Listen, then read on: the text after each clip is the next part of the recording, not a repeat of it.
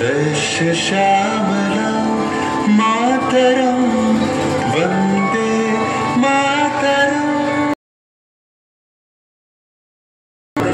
কিংসফোর্ডে বন্দে মাতরম বলার দোষে যে বালককে বেত মারার হুকুম দিলেন ব্রিটিশ সরকার, তারই পক্ষে দাঁড়িয়ে ক্ষুদিরাম বসু ও প্রফুল্ল চাকি সাহেবের ফিটন গাড়ি লক্ষ্য করে বোমা চালালেন মুজফ্ফরপুরে। সাহেব নিহত হলেন না, তবু নাবালক ক্ষুদিরামকে ফাঁসির তুলে পক্ষে শান্তনু বাস দেহ তুলে চোখে কাঁদে 300 কোটি নরনারী।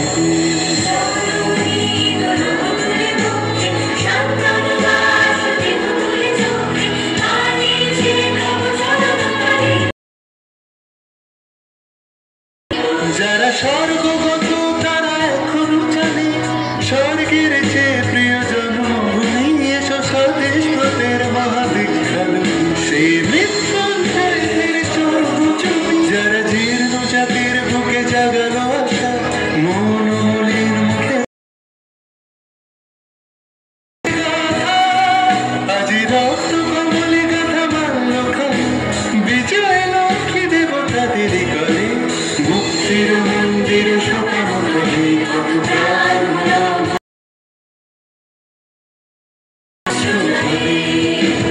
লেখা আছে অশ্রু জলে।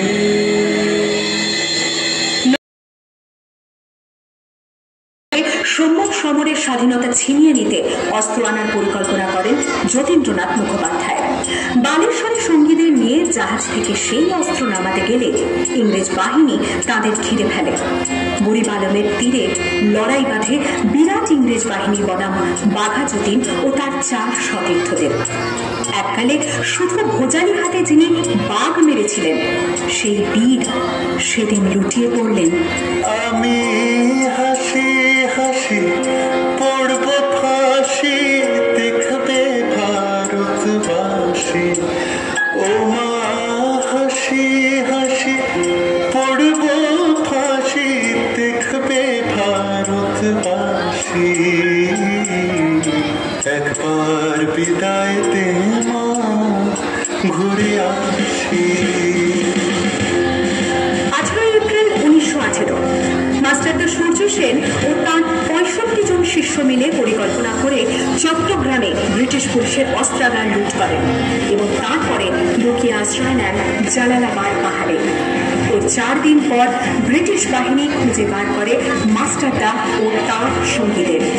সেদিনের অস্তমিত সূর্য ছিল সূর্য সেনের রক্তে রাঙা।